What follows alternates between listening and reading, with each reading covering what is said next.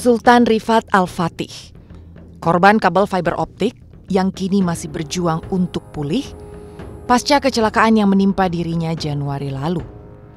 Sekarang Sultan dirawat secara intensif di Rumah Sakit Polri. Perawatan terhadap Sultan berfokus untuk menaikkan berat badan dan memperbaiki segala organ pada tubuhnya.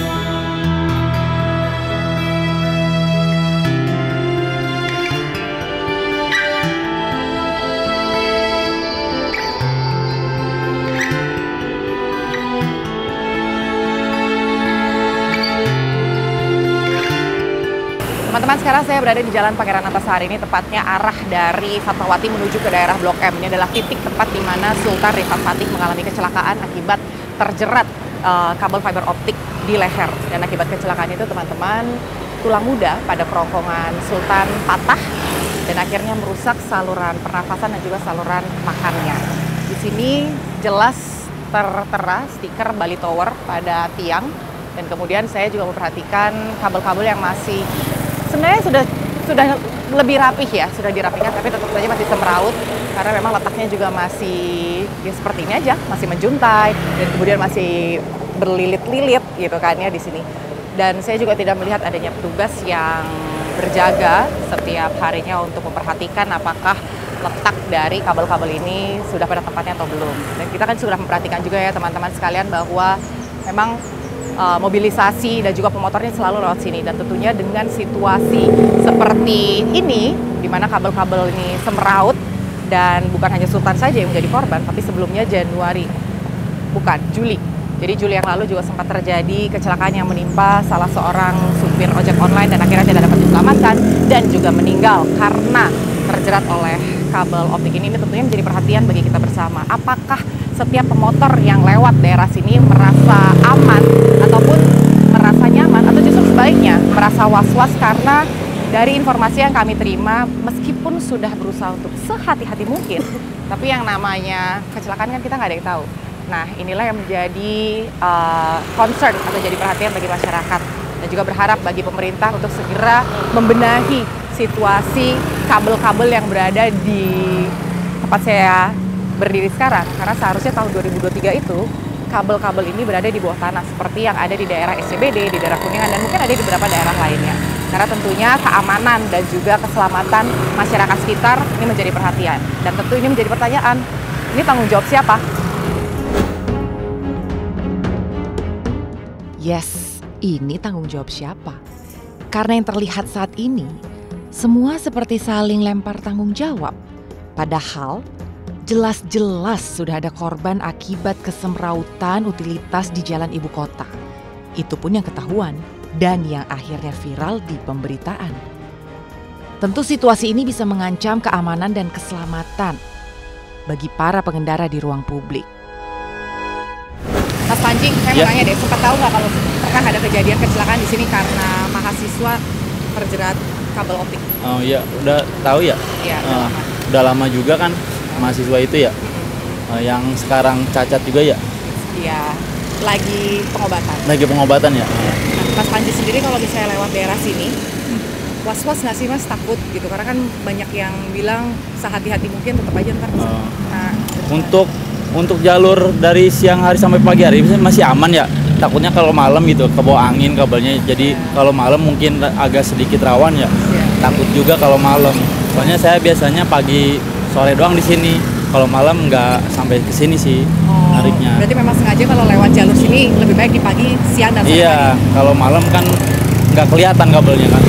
Kalau tawan juga kalau malam. Oke, makasih Mas Panji. Iya. Mbak Muri memang selalu lewat daerah sini? Iya, atau saya memang kalau ke kebetulan? Menteng atau ke Antasari sini bolak-balik ke sini terus. Oh, memang selalu bolak-balik sini Iya. terus. Oke. Sempat punya was-was gitu nggak, atau pernah dengar bahwa di sini tuh rawan kecelakaan gitu, Mbak? Ya was-was sih, kita kan karena sering berkendaraan ya, apalagi kalau naik motor. Naik motor kan otomatis biarpun pakai helm, leher apalagi kena layangan juga kan bahaya tuh. Iya. Berarti selalu hati-hati. Selalu lewat sini? Iya, selalu lewat sini. Kalau malam pernah lewat sini? Kalau malam ya, kalau pulang piket malam dari Menteng kita lewat sini. Ya, sempat ada yang kecelakaan di sini, Mas. Enggak sih, udah lama sih, bulan Januari yang lalu. Tahu nggak yang ceritanya anak kejerat? Kejerat kabel Kabel. optik. Nggak tahu ya? Nggak tahu. Tapi kalau lu sering ngelihat kabel semrawut gini, Lu takut naik nggak? motor takut nggak sih kalau melintang? Karena waktu itu kan ada yang kena gelasan lah, ada yang kena ini. Aware nggak sebagai seorang pemotor soal kayak gini ya? Ya kadang-kadang sih berasa juga. Cuman apa namanya ya lebih hati-hati aja sih kalau gue paling. Kalau Gitu. memang mengendarai motor malam, biasanya aware nggak sih dengan keberadaan kabel-kabel yang melintang di jalan? Jarang sih ya sebenarnya. Kayak lebih jalan-jalannya karena emang mungkin udah tahu arahnya kemana dan udah tahu biasanya nggak ada kabel. Jadi kayak biasanya gue jalan aja gitu. Tapi lu was-was nggak kalau malam tiba-tiba nggak kelihatan, kan warnanya kan hitam kan, gelap kan? Ya kalau itu iya. Was-was. Ah, Sering lewat daerah sini nggak tapi? Mas? sering. Sering lewat daerah sini. Iya. Nah, ngelihat dengan kejadian yang ada yang kena lehernya Iya. dan malam waktu itu, Hah? lu sebagai seorang yang Pengendara biasa naik motor, moda transportasi motor, apa kira-kira yang bakal lu lakuin nextnya dengan pembelajaran kayak gini ya? Yang pasti mungkin nggak usah terlalu ngebut kali ya. Karena kan kalau misalnya kita ngebut dan ternyata dia ada kabel melintang itu kan lebih fatal buat kita. Terus yang pasti kayak safety ridingnya yang bener juga. Jadi kita kayak pakai helmnya juga mungkin. Ntar gue mungkin ganti full face kali abis ini. Jadi kalau misalnya ada itu juga mungkin bisa nggak kena, bisa ya lebih kena helm lah gitu. Dan lebih hati-hati aja sih intinya. Lebih Sampai aware kapan? aja. Mau ke daerah mana? Habis ngantor orderan. Oh, habis nganter orderan. Sekarang mau ke daerah Blok M berarti? Iya, ke arah Mampang sih. Oh, ke arah Mampang. Mas tahu nggak kalau misalnya di daerah sini waktu itu pernah ada kecelakaan yang mahasiswa yang kejerat kabel fiber itu tuh? Oh, saya kurang tahu. Kurang tahu Iya. ya? Tapi pokoknya intinya dia tuh kecelakaan, terus akhirnya lehernya tuh patah. Jadi nggak bisa makan, nggak bisa nafas gitu. Dan katanya tuh, beneran Mas, kok mukanya takut gitu? Mas nggak pernah dengar ya? Nggak pernah, Kak. Oh, nggak pernah dengar. Terus Yang katanya, ojol meninggal karena ojol, kejerat kabel di Palmerah nggak tahu juga, Pak? Nggak tahu. oke. Nah, Mas kan pakai motor nih, Ah. kemana-mana kan, mobilisasi. Takut nggak sih kalau misalnya, atau nggak mungkin hati-hatinya tuh kayak gimana sih Mas? Supaya itu nggak menimpa lo gitu. Nah, misalkan kalau ada kabel melimpang di jalan atau deket lah gitu ya, ya saya menghindari gitu. Oke. Nah, Emang bisa ngeliat Mas? Ketika kabelnya itu tarik nih, nempel sama mobil gitu kan, ah, kayak karet gitu, kayak tek gitu, terus kan kena. Terus kalau kayak gitu gimana tuh Mas? ya mau gimana sih, musibah gitu. Tapi suka takut nggak kalau lewat daerah sini kan karena banyak kabel-kabel lanjut kayak gini. Kabel-kabel Ya. kan kelihatan banget nih gitu kan. Ya takut nggak takut sih, ya siap sih Kak gitu maksudnya. Namanya menjalani tugas atau gimana ya kan. Tapi ada beberapa daerah nggak yang misalnya lo hindarin gitu Mas? Karena daerah itu misalnya yaitu banyak kabel semrawut, atau nggak daerah situ rawan kecelakaan atau lain sebagainya. Ya sering sih, sering melewati. Justru sering dilewatin. Ya nggak sering sih, maksudnya ada beberapa tempat kayak gitu. Kabel-kabel yang terlalu sembarangan lah pokoknya. Heeh. Nah itu lo hindarin atau ya mau gimana lagi? Ya mau gimana lagi, ya saya lewatin itu di arah situ. Ya, tapi lebih hati-hati ya. Ya, Biasanya kalau buat jaga keselamatan. itu nomor satu saya jaga keselamatan. Memang tidak semua pengendara motor melihat keberadaan kabel di jalan sebagai ancaman terhadap keselamatan mereka. Namun belajar dari dua kasus yang terjadi, tentu bisa jadi perhatian bagi pemerintah. Bagaimana menjamin keamanan dan keselamatan para pengendara di ruang publik. Bahwa dari pihak Bali Tower sendiri sempat menawarkan bantuan berupa uang, tapi Ya. ditolak. Nah itu gimana tuh? Ini semua bukan soal uang, tapi soal pemahaman kejadian anak saya, data dan fakta dulu, baru bicara nominal.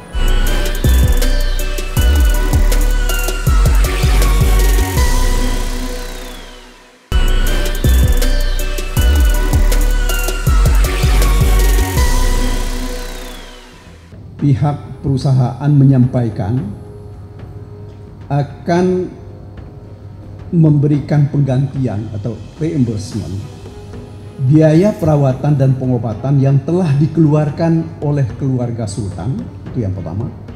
Kemudian kedua, akan memberikan bantuan dana kemanusiaan ya sebesar 2 miliar rupiah dalam bentuk tunai ataupun surat berharga.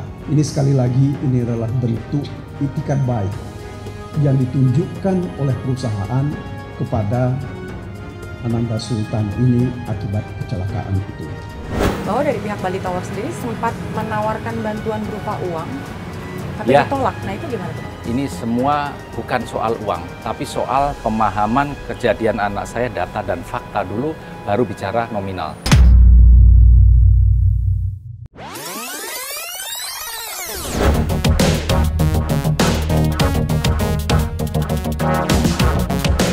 Beberapa waktu lalu saya ke rumah sakit Polri. Niatnya memang mau membesuk Sultan, yang saat itu sudah mengalami kondisi yang lebih baik. Seperti berat badan sudah mengalami kenaikan dan emosi sudah lebih stabil. Kemudian apa saja yang menjadi fokus pengobatan kepada Sultan sekarang ini? Dan sejauh apa komunikasi antara keluarga dengan pihak Bali Tower? Itu yang menjadi topik pembicaraan saya dengan Fatih Nurul Huda, selaku ayah dari Sultan. Akhirnya setelah 7 bulan ada penanganan nih Pak di rumah sakit untuk Sultan. Sekarang Sultan gimana Pak kondisinya? Sekarang pastinya lebih baik ya, soalnya tadi pagi kita timbang pun sudah 48 kilo pas. Dari pertama masuk itu 46,5. Tapi target masih agak jauh, soalnya minimal itu 52 kilo. Karena anak saya kan tingginya 182 cm. Tapi oke lah, sekarang tim dokter, informasi yang saya dengar sih itu sekitar 40 sekian tim dokter, banyak banget. Itu pun sangat intensif merawat anak saya dengan target pertama itu adalah menaikkan berat badan. Iya. Kemudian yang kedua adalah seluruh fungsi-fungsi organ tubuhnya itu diobservasi, karena ternyata ada temuan-temuan yang kurang normal. Seperti ada apa? fungsi liver itu juga terganggu, kemudian ada Karena makannya gula keganggu darah. kali ya? Iya betul, karena kemarin kan terlalu kurus, malnutrisi, sehingga imunitasnya berkurang. Mungkin waktu di rumah sakit sebelumnya itu jadi kena virus atau apa, jadi ini lagi diperbaiki semua sama tim dokter yang ada di sini. Iya, karena daya tahan tubuhnya kan berkurang kan, jadi lebih gampang terserang penyakit. Tapi kalau dari Sultan sendiri sekarang pembawaannya apakah sudah lebih bisa tenang atau, karena terakhir kan kalau ngelihat Sultan tuh masih bisa ngetik sambil senyum gitu sebelum masuk ke rumah sakit kan. Gitu. Sekarang secara mental itu gimana Pak? Psikologisnya? Pastinya sekarang lebih happy karena dari sekian lama dia merasa sakit, dalam artian menderita itu, mungkin doa-doanya juga sudah mulai terkabulkan. Artinya sekarang banyak, sudah ketemu salah satu figur idolanya Pak Mahfud MD, dia pun sangat senang. Dan hari-hari dia sekarang bisa lebih happy karena ada teman-teman kampusnya juga yang memang tinggal juga di rumah sakit gitu loh, sebagai teman untuk diskusi, untuk nemenin ya. Betul. Jadi artinya hari-harinya pasti lebih berwarna lah sekarang daripada sebelumnya. Ada blessing ya in disguise Ada blessing, ya kalau pasti, kayak gini pasti. ya. Ini jawaban yang pernah saya bilang pasca dia siuman, pasca kecelakaan, dia tanya kok sampai seperti ini, terus apa yang terjadi dan seterusnya. Salah satu statement saya adalah kamu lagi diuji oleh Allah. Tunggu, pasti nanti kamu akan naik level, naik kelas dengan kondisi kamu ini. Seperti itu. Dan memang sempat ditanyakan bulan keempat, sekitar bulan April itu, kok mana naik kelasnya, mana? Kok aku nggak ngerasain apa-apa, ditagih, ternyata jawabannya kemarin itu bisa ketemu mulai dari Jenderal Polisi Bintang 1, Bintang 2, bahkan kemarin Pak Mahfud. Mudah-mudahan nggak tahu ada ini keajaiban kejutan lagi yang lain, siapa tahu nanti Pak Presiden Jokowi ya datang ke sini. Tapi kan Pasti. memang yang paling penting adalah ketika tahu bahwa Sultan sekarang sudah bisa lebih menerima keadaan ya. Jadi situasi hatinya kan udah lebih tenang. Saya kan hati yang gembira obat Pak katanya. Iya betul, dan pastinya imunitasnya akan jadi naik. Iya, imunitasnya akan kembali naik. Jadi kalau sehari-hari di rumah sakit Sultan ngapain Pak? Sehari-hari banyak diskusi dengan temennya yang kebetulan satu jurusan kan dia sama anak FISIP itu. Kemudian ya pasti main handphone, dia lihat YouTube dan lain-lain lah, sebenarnya itu aja. Oh, udah bisa ini ya, udah bisa mengatasi kebosanan karena nggak ke kampus sekian lama. Betul. Dan ada beberapa buku yang dikirim oleh Iya. teman-temannya, itu kan beberapa buku bacaan, kayaknya dia lebih fokus ke sana. Baca buku. Iya. Kalau dari Pak Fatih sempat ngobrol dengan dokter yang merawat sejauh ini atau mungkin next-nya gitu? Iya. Perawatan untuk pengobatannya akan apa nih Pak? Ya, jadi saya berapa kali bicara dengan dokternya, termasuk dengan Pak Karukit. Jadi target awal adalah menaikkan berat badan dulu sampai level 52. Itu adalah batasan daripada malnutrisinya. Kemudian fungsi-fungsi organnya seperti fungsi liver, gula, dan seterusnya itu dibuat stabil dulu. Ya.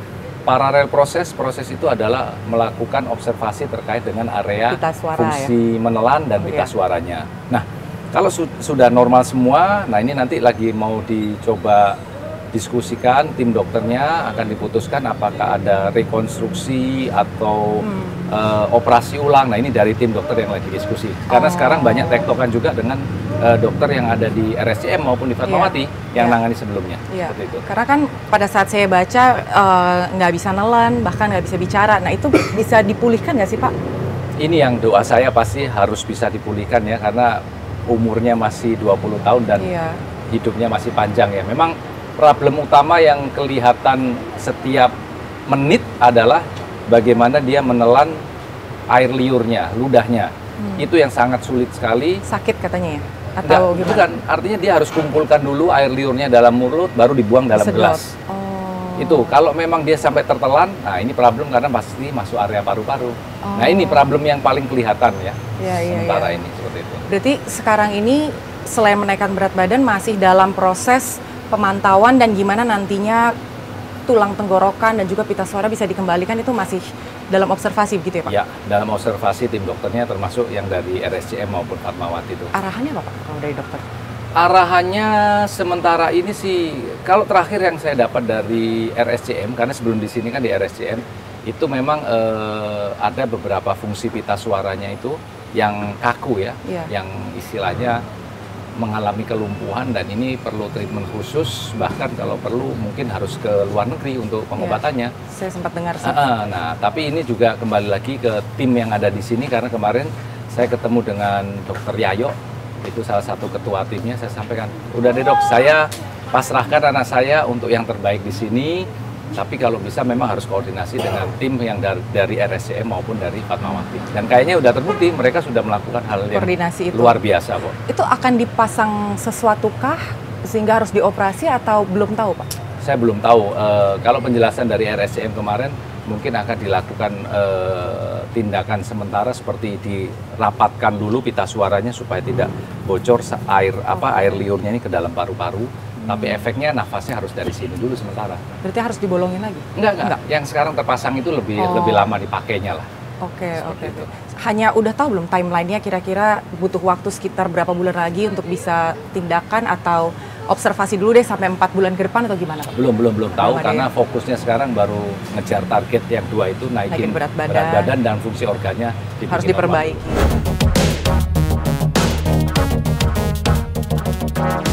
Satu-satunya komunikasi Sultan dengan orang lain ya melalui tulisan. Mengingat ia kehilangan pita suaranya akibat kecelakaan itu. Beberapa kali dalam tulisannya ia meminta maaf kepada orang tua atas kecelakaan yang menimpa dirinya. Dan beberapa kali juga ia meyakinkan orang tuanya bahwa saat itu ia sudah betul-betul berhati-hati dan tidak melihat adanya kabel. Selain berkomunikasi dengan ayah atau ibunya, Sultan juga sempat menuliskan surat untuk Presiden Joko Widodo dan Menko Polhukam Mahfud MD. Ia memohon agar ada intervensi dari pemerintah terhadap kasus yang menimpa dirinya, agar tidak terlalu lama dikonsumsi publik. Dari Tower ya? Iya, dengan pihak Bali Tower. Sampai detik ini belum ada komunikasi 2 arah. Artinya dari saya selalu menyampaikan ke teman-teman media untuk bisa diberikan akses bertemu dengan manajemennya, tapi dari sana kayaknya masih belum terbuka dan belum membuka diri. Saya nggak tahu problemnya atau masalahnya apa, sehingga ya sementara ini komunikasinya deadlock gitu loh. Sementara kami sendiri punya deadline juga anak saya sudah dirawat di rumah sakit Polri ini bukan berarti kami akan kendur. Betul. Kami akan tetap teruskan, lanjutkan upaya-upaya mencari keadilan ini. Yang pasti tim kuasa hukum dalam hal ini dari teman-teman dari Fakultas Hukum Brawijaya, Universitas Brawijaya, itu sudah koordinasi. Mudah-mudahan kalau memang nggak ada progres dari Bali Tower, dalam waktu dekat mudah-mudahan mereka sudah bisa membuat LP ke kepolisian, seperti itu. Iya, saya sih pribadi turut prihatin ya Pak, karena kejadian ini kan sebenarnya udah lama banget ya. Udah dari bulan Januari dan karena viral, akhirnya terblow up. Itu kan sangat disayangkan ya, apapun harus viral dulu gitu, baru ada tindakan. Dan ini masalah kecil, masalah kecil kejadian di jalan aja kok, bukan masalah yang harus jadi besar seperti ini sebenarnya gitu. Ya. Tapi ya kembali lagi karena ini satu upaya tanggung jawab, janji, kemudian kami juga harus mempertanggungjawabkan dan mencari keadilan buat anak saya, ya akhirnya viral seperti ini. Sebagaimana kemarin saya sampaikan ke Pak Mahfud, kami pun minta tolong ke Menko Polhukam untuk dibantu memediasi supaya prosesnya ini tidak berkepanjangan masuk ranah hukum. Istilah Pak Mahfud kemarin kan diselesaikan secara Indonesiawi, kan seperti itu. Berarti sebetulnya kalau dari pihak keluarga sebenarnya memang terbuka untuk mediasi secara Indonesiawi. Hanya saja respon dari yang sebelah nih yang belum ada. Mudah-mudahan bisa. Ini saya mau klarifikasi nih Pak, karena kan saya sempat baca juga beberapa informasi gitu ya Pak, betul atau enggaknya, bahwa dari pihak Bali Tower sendiri sempat menawarkan bantuan berupa uang, tapi ditolak. Nah itu gimana tuh Pak? Ya itu saya sudah berkali-kali sampaikan juga ke teman-teman fakta, kebetulan saya nyimpen juga rekaman suaranya sih. Memang mereka datang ke rumah saya hari Jumat tanggal berapa? 28 berarti ya? 26 berarti ya 28, tanggal 28 Juli itu jam 4 sore, 2 orang pengacara dari Bali Tower, Pak Arsi sama Pak Reza, itu memang menawarkan ke saya untuk menyelesaikan masalah ini dengan 2 miliar itu. Tapi sekali lagi, ini semua bukan soal uang, tapi soal pemahaman kejadian anak saya, data dan fakta dulu, baru bicara nominal. Ini yang mereka tidak memiliki sekarang ini, jadi taunya uang asal beres selesai. Itu yang membuat saya marah, kemudian saya sampaikan, jangankan 2 miliar seperti ini, 10 miliar pun nggak akan saya terima, saya tolak. Karena bukan ini tujuan saya. Gitu. 2 miliar buat saya terlalu besar, gitu loh. Tapi saya nggak tahu buat anak saya. Nah, supaya equal, pelajari dulu datanya, kemudian bicara fakta anak saya seperti apa, baru bicara ke depannya anak saya diobati, baru kita konseling dengan tim ahli, dokter, baru bicara nominal. Saya rasa fair, tidak ada yang dizolimi, tidak ada yang merasa dirampok mungkin atau diperas. Kami pun merasa lega, anak saya bisa diobati dengan maksimal. Berarti kalau saya bisa simpulkan sebenarnya bukan karena kasus ini ditutup selesai hanya dengan uang. Seolah-olah nih seperti dibeli dengan uang, tapi yang diinginkan oleh keluarga sebenarnya tahu situasinya, seperti perhatian secara tulus dan sincere ya. Ini sebab kekeluargaan, bukan soal aspek hukum. Ini kekeluargaan seperti oke lah kita pegang yang disampaikan Pak Mahfud, kemanusiaan, Indonesiawi, ya inilah tata cara kita kan. Seperti itu. Belum pernah sama sekali ditanya gimana Pak kabar Sultan sejauh ini, apa yang bisa kami bantu atau lain sebagainya, percakapan yang mungkin simple tapi menyentuh gitu loh Pak, itu belum pernah sama sekali. Kalau mungkin mereka manusia yang punya hati, harusnya dari awal saya sudah sampaikan, tolong nggak usah bicara angka dulu, kita paralel, obati dulu anak saya, ini anak butuh perhatian, ini anak harus dibawa ke rumah sakit untuk segera diobati supaya saraf-sarafnya nggak terlalu lama idle seperti ini. Tapi mereka seperti batu aja, akhirnya hanya mempermainkan waktu. Anak saya jadi seperti ini Mbak, gitu loh. Artinya apa? Confirm tidak pernah ada simpati, empati anak bapak sampai di mana, nggak ada. Semua pada ketakutan dengan situasi ini sehingga menutup diri, dan finally seperti Anggi bilang tadi, pada akhirnya mereka membuat satu counter yang seperti panik lah, seperti itu. Iya.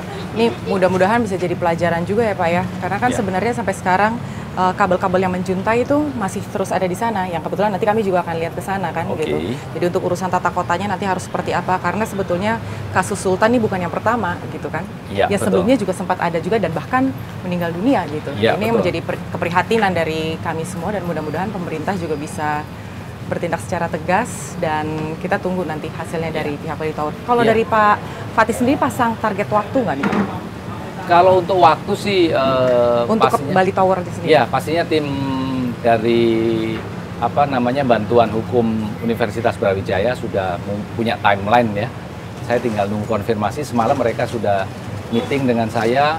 Mudah-mudahan dalam waktu dekat ini, kayaknya sih nggak tahu ya bocorannya, minggu ini pasti akan dibuat LP ke kepolisian seperti itu. Oke, yang paling terakhir nih Pak, harapannya deh Pak.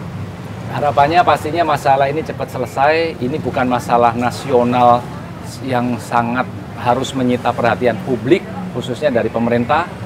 Tapi sekali lagi atensi Pak Kapolri, saya respect, terima kasih sekali dengan jajarannya yang sudah merawat anak saya. Untuk teman-teman di Bali Tower juga, ayo kita mediasi kekeluargaan, manusiawi, Indonesiawi untuk menyelesaikan masalah ini. Jangan bertele-tele dan jangan bermain-main dengan nyawa. Dan untuk seluruh stakeholder, jangan sampai kasus ini seperti Sultan Rifat yang lain terulang gara-gara terjerat kabel. Insya Allah mudah-mudahan nggak lagi. Ini yang terakhir. Itu aja, terima kasih. Sampaikan salam ya Pak sama keluarga. Oke, nanti siap. kalau misalnya boleh sih pengen juga lihat Sultan gitu kan. Kalau misalnya Sultannya nggak capek ya. Enggak, kalau memang itu silakan, nggak apa-apa. Masih bisa ya? Bisa. Gitu. Siapa tahu kan bisa tambah semangat. Oke. Hingga kini belum ada komunikasi dua arah ataupun mediasi antara pihak keluarga Sultan dengan Bali Tower. Oleh karena itu, Kamis 10 Agustus kemarin, pihak keluarga menyambangi Polda Metro Jaya dan melaporkan Bali Tower terkait dugaan pelanggaran pasal 360 Undang-Undang Nomor 1 Tahun 1946 tentang KUHP mengenai dugaan kelalaian sehingga menyebabkan orang terluka. Tentunya sejumlah barang bukti berupa foto dan video yang menggambarkan lokasi kejadian pun disertakan. Kita juga ketinggalan sekali sebenarnya. Jadi pilihannya mau kita tata ulang ke bawah tanah atau tidak. Itu yang di dalam rencana induk Bina Marga itu kita dorong harus ada untuk pemindahan ke bawah tanah. Cepat atau lambat harus.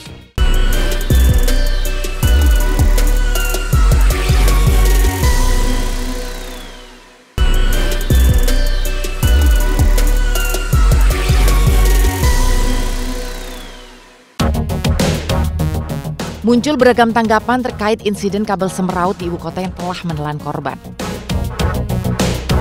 Hari ini sejak saya menjabat sampai ke depan, saya nggak mau ada pembangunan fiber optik yang berantakan. Maka saya minta rapikan. Ketika itu sejak kabel api, dia tanggung jawab pemasang kabel sebelumnya. Ya kan? Nggak mungkin sejak Jakarta itu. Tapi saya minta yang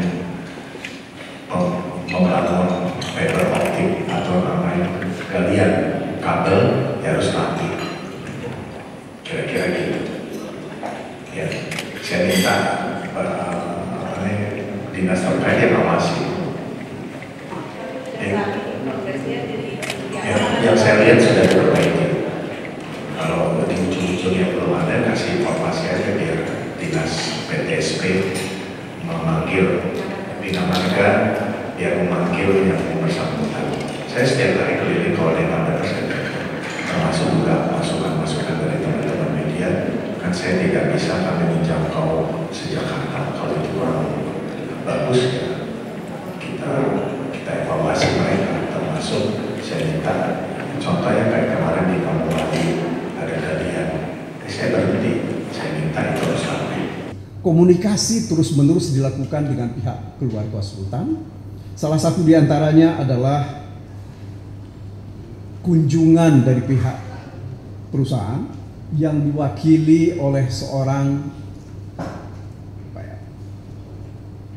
pejabat senior dari perusahaan berkunjung ke rumah keluarga, dan setelah dilakukan penelusuran yang cukup waktunya dilakukan. Bahkan salah satu di antaranya yang disampaikan adalah bahwa perusahaan bersedia memberikan semacam bantuan kemanusiaan akibat terjadinya kecelakaan ini. Kemudian dalam pembicaraan perlu saya sampaikan bahwa pihak keluarga ini meminta sejumlah uang dengan angka yang tidak sedikit, yaitu meminta sebesar 5 miliar rupiah. Kemudian jaminan biaya pengobatan Sultan sampai sembuh total, dan juga penggantian biaya dan kompensasi dari perusahaan dalam bentuk material sebesar 5 miliar rupiah. Nah, terhadap tawaran atau permintaan dari keluarga ini, pihak perusahaan menyampaikan akan memberikan penggantian atau reimbursement biaya perawatan dan pengobatan yang telah dikeluarkan oleh keluarga Sultan, itu yang pertama. Kemudian kedua, akan memberikan bantuan dana kemanusiaan ya sebesar 2 miliar rupiah dalam bentuk tunai ataupun surat berharga. Ini sekali lagi, ini adalah bentuk itikat baik yang ditunjukkan oleh perusahaan kepada Ananda Sultan ini akibat kecelakaan itu. Akan tetapi saudara-saudara, apa yang terjadi sesudah pembicaraan ini, ada satu permintaan yang kembali disampaikan oleh keluarga, yaitu pihak keluarga menyampaikan menerima tawaran penggantian biaya, namun tidak berkenan untuk merincikan bukti pengeluaran. Kemudian keluarga Sultan juga menolak dana kemanusiaan yang ditawarkan dan meminta adanya jaminan pembayaran untuk biaya pengobatan Sultan. Selain itu, ini yang saya kira perlu kami sampaikan, mereka meminta ganti kerugian yang merupakan kerugian imaterial nilainya 10 miliar rupiah. Jadi ini sudah berbeda lagi dengan apa yang disampaikan pada pembicaraan awal.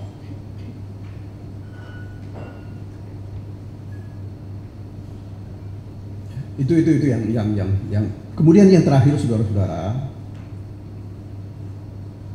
yang ingin kami tegaskan adalah bahwa sebenarnya sebelum ada pemberitaan-pemberitaan yang viral ini, pihak perusahaan sudah mencoba dengan itikat baik menghubungi dan berbicara dengan keluarga Sultan dengan mengutus ya orang yang kalau kami sebut adalah pegawai senior dari perusahaan ini. Akan tetapi sayangnya belum ada kata sepakat tentang besarnya biaya kemanusiaan yang bisa diterima oleh keluarga Sultan. Sekali lagi, apa yang kami sampaikan ini adalah bukti adanya itikat baik dari pihak perusahaan untuk membantu keluarga Sultan. Jadi sama sekali tidak benar kalau ada cerita bahwa pihak perusahaan mengabaikan ya kehendak untuk bertemu, apalagi kalau dikatakan menghindar dari pihak keluarga Sultan. Jadi kesemrautan kabel fiber optik ini tanggung jawab siapa? Jadi sebenarnya kalau bicara soal kabel fiber optik gitu, sebetulnya kan kasusnya udah lama ya, sudah dari Januari. Tapi yang terkini itu memang ada pengemudi ojek online yang akhirnya meninggal dunia gitu. Jadi pada waktu saya sampai ke TKP pun, sebetulnya memang udah nggak bisa dianggap sebagai TKP yang persis pada waktu kejadian gitu, karena memang kita juga belum ada rekonstruksi gitu kan. Nah sebetulnya ini yang salah. Masalahnya tuh atau salahnya atau tanggung jawabnya deh Pak gitu. Itu sebenarnya ranahnya siapa ya? Karena kalau baca dari Pemprov DKI memberikan peringatan gitu kan kepada Bali Tower. Dari Bali Tower membantah kalau itu kesalahan dari pihak mereka gitu. Nah sekarang masyarakat menilainya ya pemerintah harus tetap tanggung jawab gitu. Dan ini sebenarnya gimana sih Pak? Ya kalau kita mengikuti Perda nomor 8 tahun 1999, itu udah lama ya, zamannya Pak Sutioso. itu sudah ada perda tentang jaringan utilitas yang mengatur seluruh penataan jaringan utilitas, tetapi dan tanda petik masih di atas, ya Bang Gi ya. Jadi peraturan itu masih membolehkan pemasangan kabel itu di atas, dan seluruh pemasangan itu harus izin pemerintah DKI Jakarta. Dalam hal ini dinas teknisnya adalah Dinas Bina Marga, karena selalu di bawah trotoar, dekat trotoar atau di jalan ya. Jadi yang punya jalan kan Dinas Bina Marga. Jadi secara teknis mereka lah yang selama ini memberikan izin pemasangan itu ya. Nah, tetapi kelemahannya dari perda tadi, satu, tadi boleh pemasangan di atas ya. Dan biayanya itu hanya izin. Jadi izin mengajukan pemasangan utilitas habis itu selesai. Nggak ada biaya distribusi, biaya pemeliharaan, biaya perawatan misalnya ya. Atau kalau ada kejadian misalnya. Itu PR yang kedua. Yang kemudian yang menjadi catatan adalah perda itu belum bisa memberikan sanksi tegas atau menghukum kalau ada kejadian itu umpamanya Pemprov harus mengapain. Apakah mutus kabel misalnya ya, atau mencabut izinnya si penyedia jasa utilitas tadi gitu ya. Inilah yang kemudian di dalam usulan sejak 2019 Raperda Sarana Jaringan Utilitas Terpadu mulai memasukkan 3 hal, yaitu memaksa seluruh jaringan kabel nanti itu harus di bawah tanah, Mbak. Bahkan si pemilik tadi yang memasang ke bawah tanah dan membereskan yang di atas. Nah, sementara kalau di bawah trotoar atau di bawah tanah tadi ada namanya box ya, ducting gitu, yang disediakan oleh Pemprov DKI, dalam hal ini Dinas Bina Marga. Jadi boxnya disediakan oleh Pemprov DKI, tapi si pemilik kabel yang nanti yang memindahkan atas biaya sendiri. Termasuk membereskan yang di atas kalau sudah dipindahkan. Itu aturan yang pertama. Aturan yang kedua, tegas. Kalau sudah ada ducting atau boxnya di bawah tanah nanti itu, ditemukan masih ada kabel di atas, itu pihak Dinas Bina Marga boleh memotong atau memutus kabel. Jadi aturannya jelas. Yang ketiga, pemilik kabel tadi akan dikenakan biaya restribusi daerah ya per kilometer. Untuk apa? Untuk membiayai biaya pemeliharaan, perawatan, dan juga pengawasan utilitas tadi di lapangan. Nah, 3 hal ini yang sejak 2019 dibahas dengan DPRD, yang kita harapkan segera untuk disahkan. Kenapa? Karena dengan disahkan ini nanti ada payung hukum bagi Pemprov DKI memaksa seluruh pemilik kabel tadi memindahkan ke bawah. Nah, anjuran dari PJ Gubernur kemarin bahwa untuk membereskan waktu 1 bulan, itu lebih kepada mengikat kabelnya aja, Mbak Anggi. Ya, kabelnya diikat, dipakai sulok gitu istilahnya ya. Hanya dirapikan gitu di atas, nggak gelantung. Tapi itu nggak bisa masalah. Itu hanya sementara.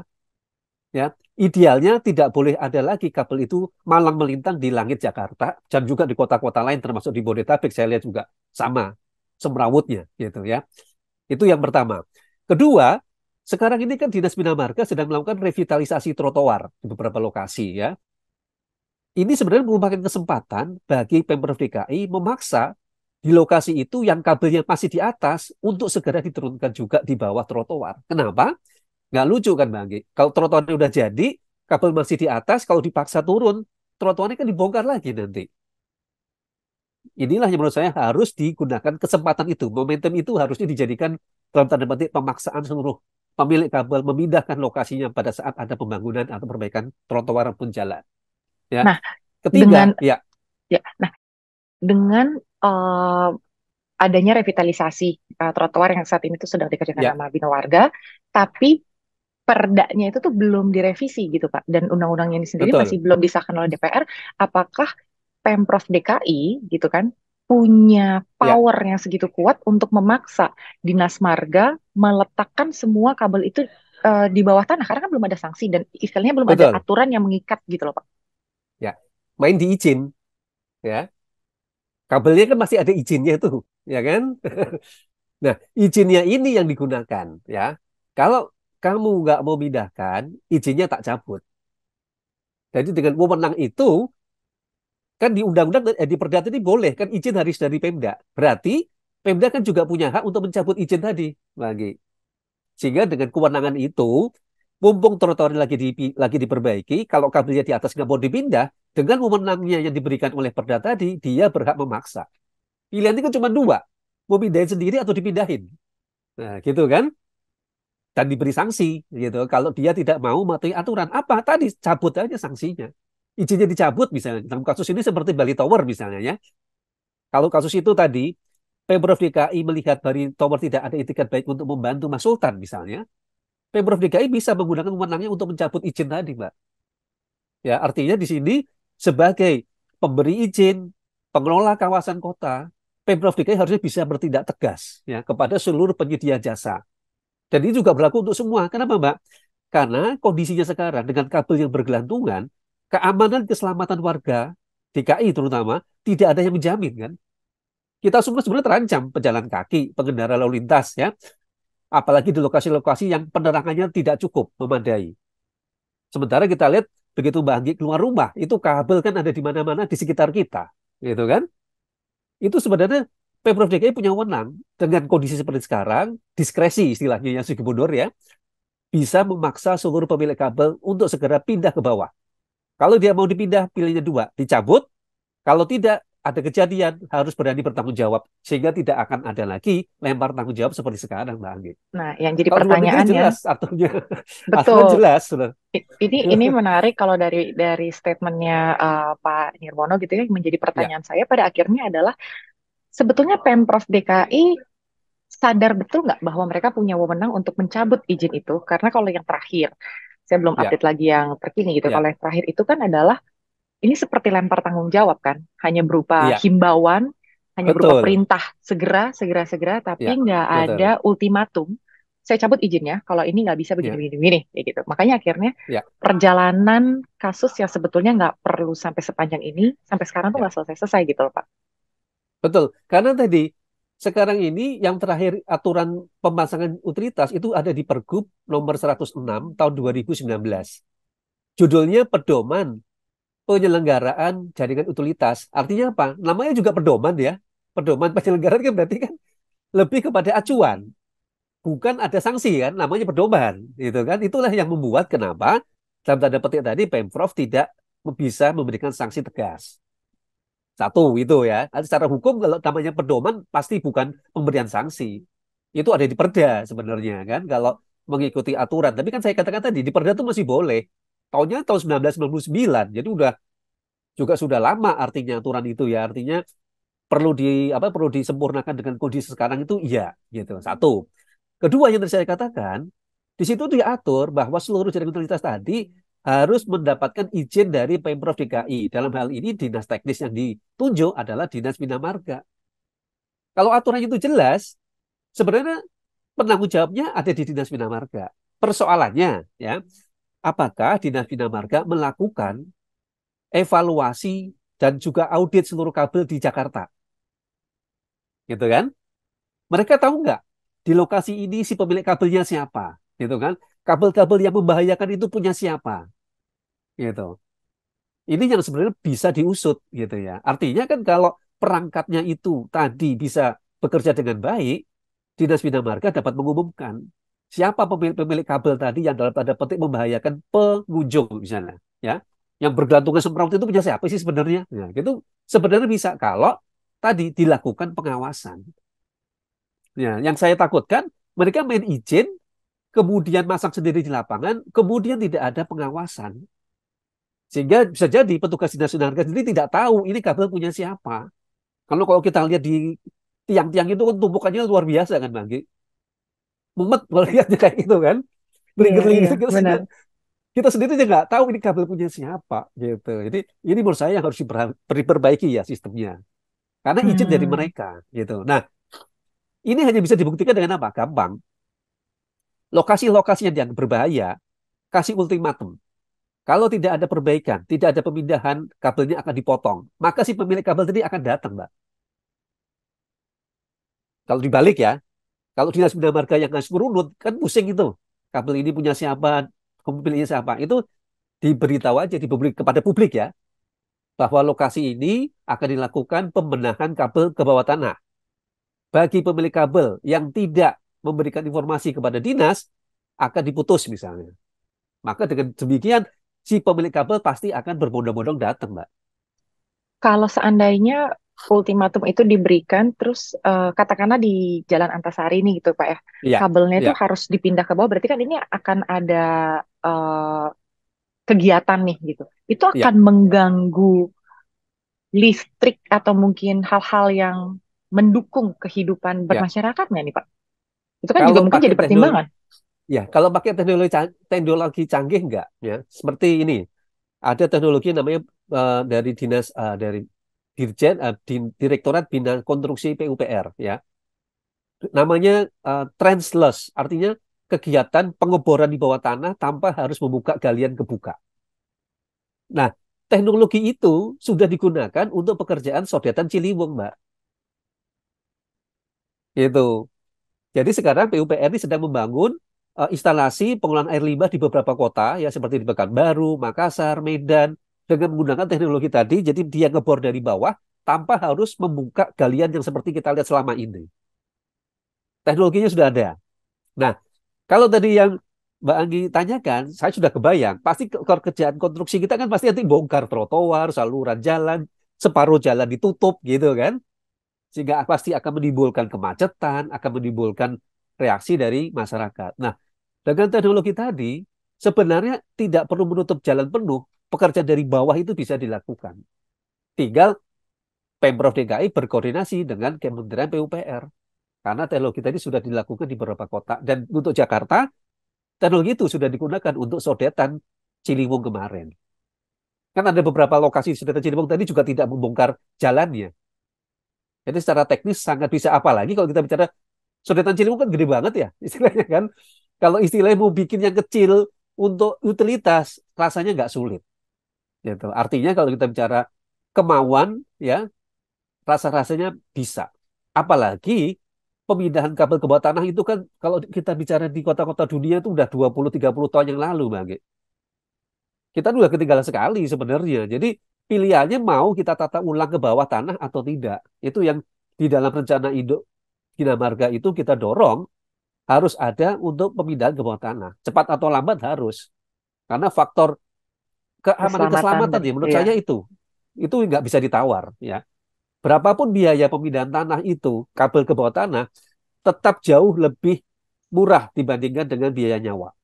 Kalau saya Iya. begitu karena kita yang tadi kita obrolkan ini kan yang viral, yang selama ini tidak viral. Kasus nih contoh bulan 2018 ya saat itu nggak salah ada dua petugas jaga Transjakarta penjaga loket di WTC Mangga 2 ya. Trotoarnya baru hujan, ada kabel listrik yang mengelupas. Begitu dia turun dari JPO itu, dia tewas kesetrum di trotoar itu. Coba. Tapi karena tidak viral, akhirnya tidak menjadi persoalan. Termasuk tadi juga mereka bingung melaporkan kepada siapa pemilik kabel yang mengelupas itu. Gitu. Terus kemudian ada juga kabel di daerah Warung Bujet, JPO Warung Bujet, yang kabelnya itu menempel dari JPO. Sehingga pada saat hujan itu ada pelintas yang melewati JPO tadi juga kesetrum. Jadi sebenarnya banyak kasus, cuman persoalannya adalah tidak pernah terekspos, ya, tidak pernah viral. Belum lagi para pejalan kaki yang kejeblos karena galian kabel atau saluran air. Banyak itu cerita itu ya. Orang turun dari bis, kemudian jalan kecemplung ke got ya, ke galian karena ada galian kabel, galian saluran air itu cerita yang paling banyak terjadi pejalan kaki. Jadi sebenarnya membahayakan Iya. posisi kabel-kabel dan juga saluran yang selama ini tidak pernah diurus dengan baik begitu. Ini yang Ini menjadi udah alert. catatan harus betul. Ini momentum yang menurut saya harusnya dipercepat ya. Karena kita ketinggalan sudah 20 tahunan lebih. Kalau mau bicara soal waktu ya, mau bicara mahal misalnya. Berapa mahal yang harus dibayar misalnya kalau dibandingkan dengan biaya nyawa kalau masih nawar ya si penyedia jasa misalnya ya. Karena dalam diskusi waktu pembahasan raperda itu juga mereka merasa keberatan tadinya ya. Keberatan tadinya tuh gini, memindahkan ke bawah itu pasti mereka akan menambah kos ya kan? Menambah kos. Tapi yang tadi pertanyaan saya tadi, kalau masih bicara biaya keamanan keselamatan, masa harus menghitung biaya sih? Gitu kan?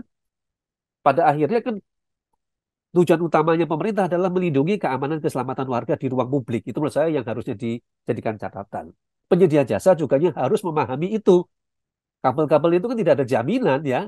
Biarpun dilakukan pengawasan, kalau lagi apes, Mbak, lagi lewat ada truk gede misalnya ya, atau bis besar, itu kan kabel bisa kecantol gitu kan. Jadi posisi seperti itu harusnya sudah tidak bisa ditawar. Nah sekarang yang kita Iya, tinggal betul. tunggu adalah keberanian dan ketegasan dari PJ Gubernur. Mumpung Iya, sekarang ini lagi jadi momentum. Tanpa itu susah. Dan iya. menariknya sebenarnya saya ingat pada rapat terakhir bulan Maret 2023 itu 3 pihak ya, Dinas Bina Marga, penyedia jasa, dan anggota DPRD semuanya setuju untuk memindahkan ke bawah tanah. Nah, kenapa belum selesai? Persoalannya lebih kepada diskusi restribusi daerah. Mereka masih berkutat per 1 kilometer itu berapa rupiah nanti. Itu aja sebenarnya yang jadi catatannya. Biasa. Kalau itu kan udah urusannya beda ya. Itu pasti urusannya Iya. pasti nego kalau itu. Tapi pembahasan terakhir itu sebenarnya secara teknis dari segi tata kota, kemudian dari segi aturan mereka sangat setuju, nggak ada yang bantah. Tinggal Oke. pelaksanaannya tadi yang perlu segera. Kira-kira itu catatan saya, Mbak Anggi. Ya, oke. Ya, kita tinggal tunggu aja nanti langkah tegasnya. Ini kan sekarang udah jadi viral gitu kan ya. Iya, Terus betul. cost untuk pemulihan Sultan ini, kalau tadi saya Ya, ngobrol dengan orang tuanya ini, angkanya nggak kecil gitu, sangat besar. betul, Apalagi berkaitan dengan pita suara yang masih menunggu mujizat sebetulnya. Apakah betul, betul-betul bisa diperbaiki atau ya udah gitu betul, aja. Karena kan ini kaitan dengan pita suara. Jadi mudah-mudahan nggak ada sultan-sultan yang lain. Mudah-mudahan betul. bisa Tidak melek ada Mas Fadim, almarhum Mas Fadim lagi kan? dan nggak ada almarhum Mas Fadim yang ini Betul. yang ketahuan ya, Sebenarnya, yang 2 tahun ini. betul, betul. Ya, Jadi menurut saya, kalau dalam kondisi sekarang ya, rekomendasi saya lebih kepada tanggung jawab moral ya. Tanggung jawab moral itu iya, seperti ini. Misal ya, Pemprov DKI melalui PJ Gubernur itu bisa membantu memberikan bantuan kesehatan, taruhlah rumah sakit daerah, bahkan rumah sakit pusat kan ada di Jakarta yang terbaik. Sangat bisa untuk dibantu istilahnya ya. Kalau masih kurang, bisa diberikan rekomendasi untuk pengobatan ke luar negeri. Ya, kalau ukuran Jakarta ke Singapura misalnya ya. Pemprov DKI kalau soal itu rasanya tidak ada masalah kesulitan. Satu. Kedua, penyedia jasa juga harus punya tanggung jawab moral, Mbak. Ya, dalam hal ini Bali Tower juga harus ada. Masa nanti Pemprov DKI bantu, pihak kepolisian bantu misalnya ya. Si pemilik kabel malah lepas tangan, menurut saya bantu akan sangat disayangkan. Nah, kira-kira itu catatannya. memang betul bahwa per 10 Agustus kemarin Pemprov DKI Jakarta melalui Dinas Bina Marga telah menata kembali penataan utilitas yang semeraut di sejumlah titik di ibu kota. Langkah ini mudah-mudahan bisa konsisten. Bukan hanya karena berita yang sudah menelan korban ini kemudian telah viral di media sosial. Karena bagaimanapun juga, jaminan keamanan masyarakat di ruang publik termasuk tanggung jawab pemerintah. Sampai bertemu di episode berikutnya di Inside Story with Anggi.